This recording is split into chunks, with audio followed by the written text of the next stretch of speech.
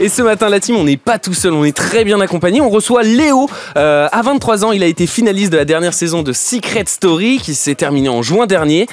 Comment ça va, Léo, ce matin? Il paraît qu'un fan t'attendait en bas de Radio France. Une fan. Oui, petit bisou à Mélissa, trop mignon, elle va faire des petits cadeaux. C'était quoi alors? Mais j'ai pas eu le temps de l'ouvrir encore, mais c'est un petit cœur, une petite lettre, donc j'ai trop hâte d'ouvrir tout ça. C'est trop mignon. Et comment ça se passe la redescente post-Secret? Ça fait un mois là, oui, ça va, déjà on a le temps un petit peu de se remettre un peu des émotions, de toutes ces émotions, de tout ce qu'on a vécu, mais ça va. Est-ce qu'on peut parler? Alors, les auditeurs de Move ne te voient pas physiquement, vous pouvez toujours voir Léo physiquement sur move.fr, n'hésitez pas. Là, qu'est-ce qui se passe? Là, il est blessé, oui, il a qu'un bras. Je me suis fait un petit bobo à l'escalade, je suis tombé, je me suis luxé le coude. Et ça fait trembler la presse People. On a vu hier avec Constance que se passe-t-il. Léo de Secret Story hospitalisé. Comment ça? Ah oui, une dinguerie. On va en reparler parce que je pense que la France n'était pas prête. Alors Léo, on va évidemment parler des coulisses de cette toute nouvelle saison, qui est de cette télé-réalité emblématique.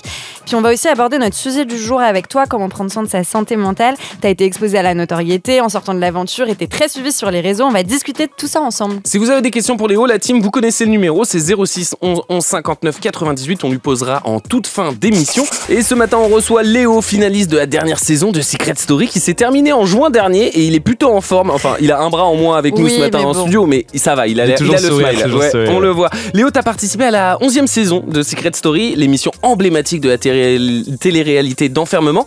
Alors, t'as déjà répondu plusieurs fois à cette question, mais c'était quoi ton rapport à cette émission? Tu regardais quand t'étais petit peu? Bah, il y a eu cette pause de 7-8 ans, je crois, donc c'est vrai que je regardais avant. C'est quoi quand si je te demande le premier souvenir de Secret Story que tu as en tête, quel est le truc qui te vient en tête? Moi, par exemple, c'était... Ça va, Sénat. Non, c'était I Am Enchanté. Tu te rappelles? I Am Enchanté.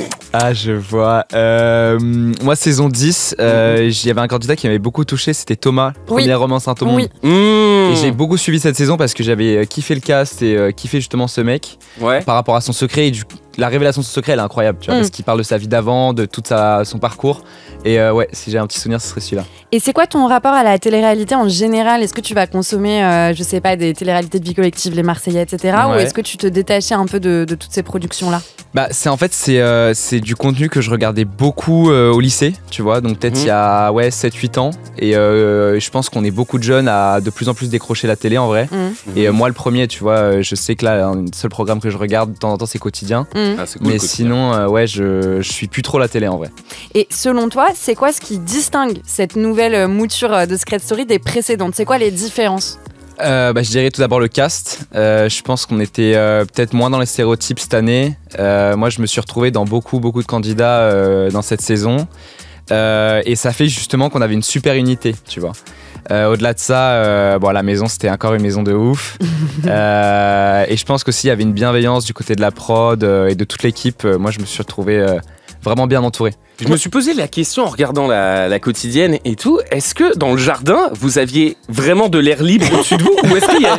Non mais c'est vrai, est-ce qu'il n'y avait pas une vitre? Est-ce qu'il n'y avait pas un faux ciel en fait? Non mais j'en sais rien. Est-ce que vous savez que des fois on disait vous pouvez nous mettre le soleil s'il vous plaît? Parce qu'il faisait pas beau, en plus à Poissy c'était horrible. Mais non, on a vraiment accès au ciel. Bon, t'as quand même des gros spots. D'accord, ok.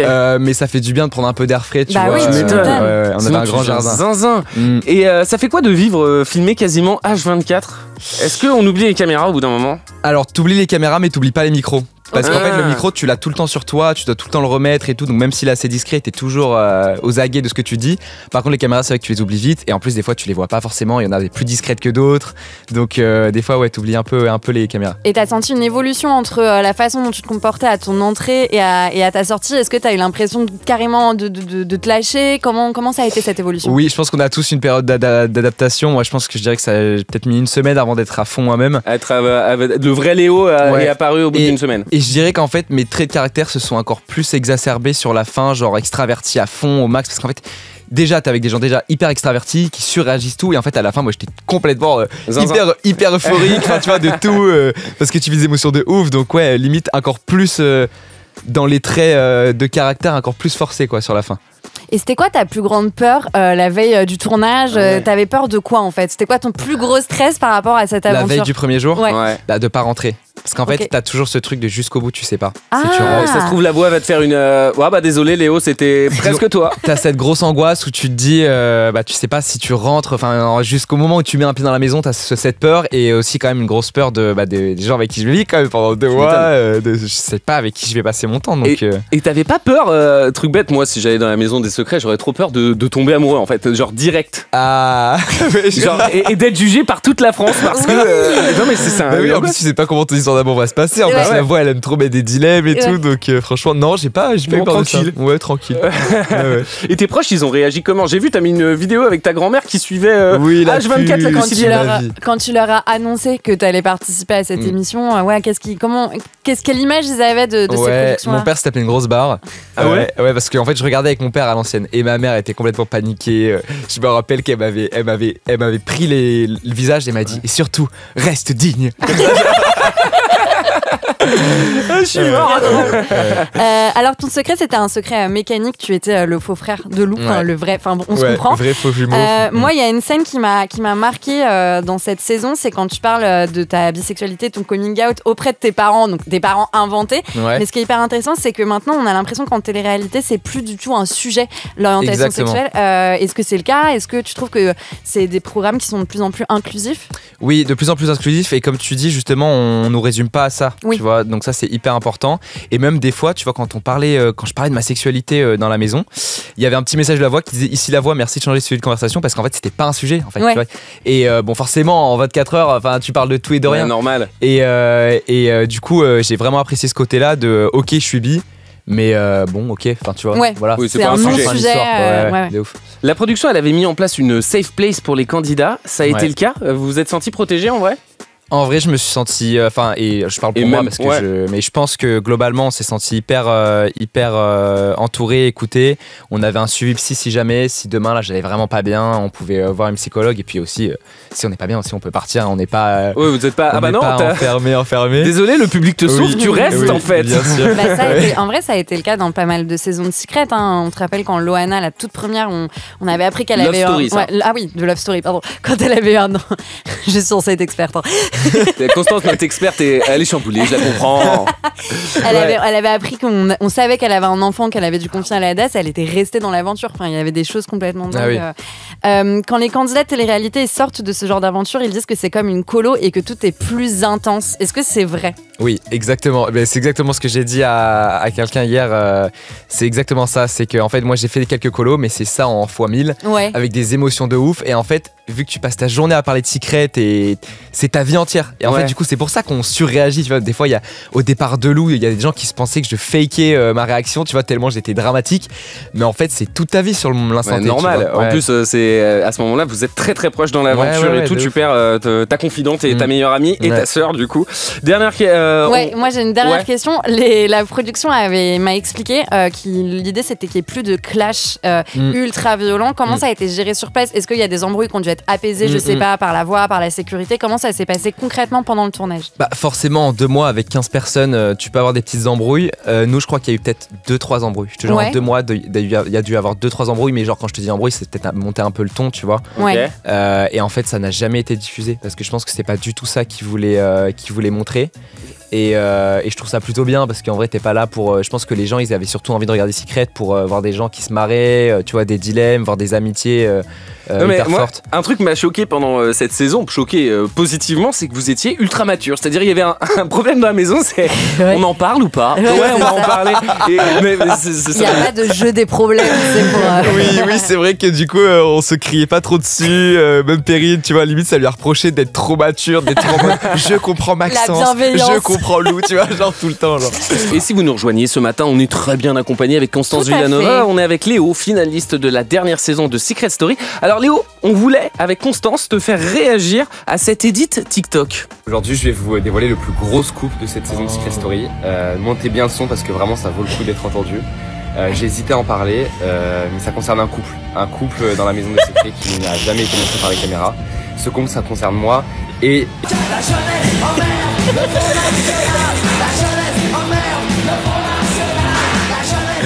On a traversé une période politique agitée. Beaucoup d'influenceurs ne se sont pas prononcés par peur sûrement de perdre des partenariats ou même des abonnés. Pourquoi c'était important pour toi de faire cette vidéo et du coup de te positionner face à l'extrême droite? Ouais, bah je prenais déjà un peu parole avant Secret, donc là c'était même pas, l'idée de pas me prononcer me semblait pas faisable. Et mais là, tu vois, je me doutais que j'allais un peu prendre cher. Ouais. Et en vrai, c'est le cas. J'ai reçu beaucoup de DM. C'est vrai Du style, c'est quoi les messages type sans... Enfin, j'imagine après, qu'il y avait des insultes gratos. Oui, voilà, d'accord. insultes gratos. Non, en vrai, rien de bien dramatique. En fait, tu le prends pas personnellement. En fait. Ok. Oui.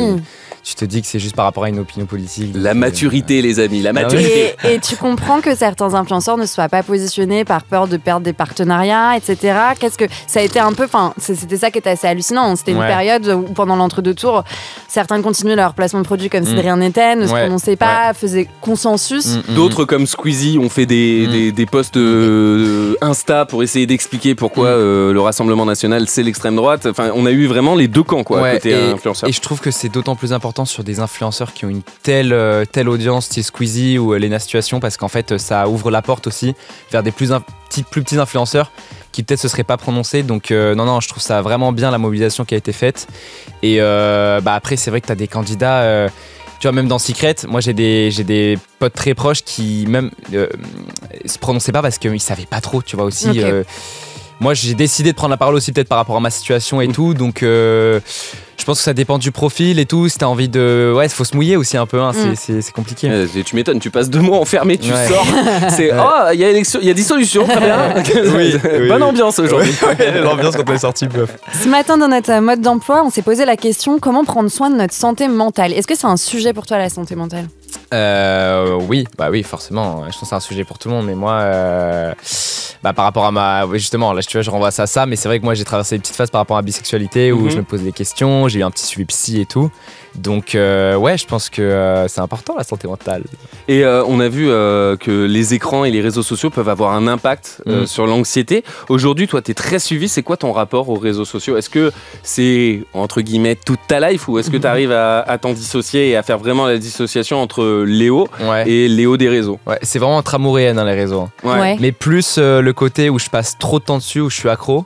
Mais en même temps, tu vois, moi, c'est ce que j'aime faire et c'est mon gagne-pain aussi. Donc, c'est vraiment quelque chose qui me plaît, mais il faut vraiment trouver un bon dosage parce que des fois, ça peut être compliqué. Hein. Tu parlais de ta bisexualité. T'as subi du harcèlement quand t'étais un peu plus jeune ? Ouais, un peu, hein, collège, lycée, les mauvais âges. Un petit peu. J'ai un peu fait embêter. Ça va, rien de dramatique. Rien de dramatique. Et tu t'en es sorti comment ? Des bons potes t'en as parlé aux bonnes personnes Ouais, je pense que ça forge en fait. À l'inverse, tu vois, je pense que si j'avais fité complètement aux cases à 1000%, peut-être que je me serais pas affirmé. Ouais, tu vois, en fait, je trouve que quand t'es mis en difficulté un petit peu à un jeune âge, après ça te forge un peu pour la suite. Et t'as été exposé à la notoriété directement à ta sortie. Comment ça s'est passé ? T'as allumé ton tel, t'as vu les abonnés qui affluaient. Comment t'as réagi et comment tu gères cette nouvelle notoriété ? Ouais, alors le premier choc, c'est quand même quand t'arrives sur le plateau parce que tu vois personne. Pendant 2 mois, tu vois aucun visage. Et donc là, tu vois des gens qui hurlent ton nom sur le plateau. Donc t'as des gens que tu ne connais ni d'Ève ni d'Adam. Gros choc, et après t'as les réseaux, mais en fait les réseaux, vu que j'étais déjà un peu sur les réseaux, je trouve que moi ça me choque beaucoup plus en vrai. Tu vois, là on était aux Ardentes avec la team Secret, on pouvait pas faire 2 mètres sans qu'on demande des photos.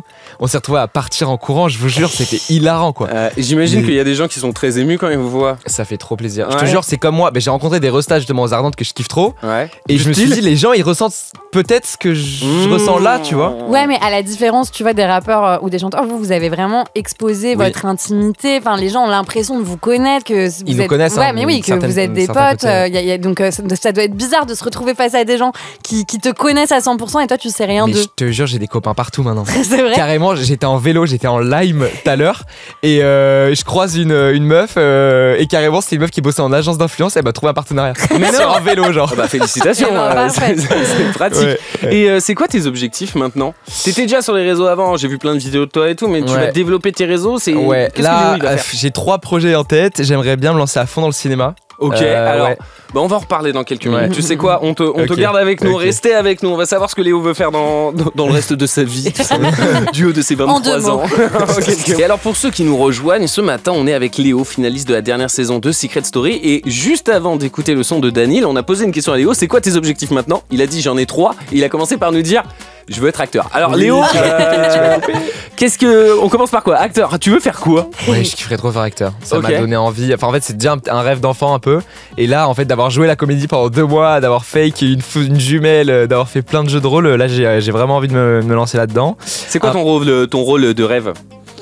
T'en as pas, tu vois le film Call Me By Your Name? Bien sûr, je vois. Me l'a joué Elio dans Call Me By Your Name. bah. je trouve ça Ok, me fait- ce serait comprends. stylé. C'est un Ouais. très très beau film. Vous pouvez aller le voir, la team. N'hésitez pas.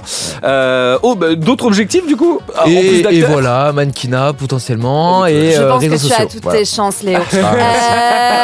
Et la télé-réalité, on s'arrête là. Est-ce que tu as eu des propositions pour participer à d'autres tournages? Alors pas directement, Justine m'a dit, le Secret du coup, qui m'a dit qu'apparemment on nous voulait en duo sur une nouvelle émission.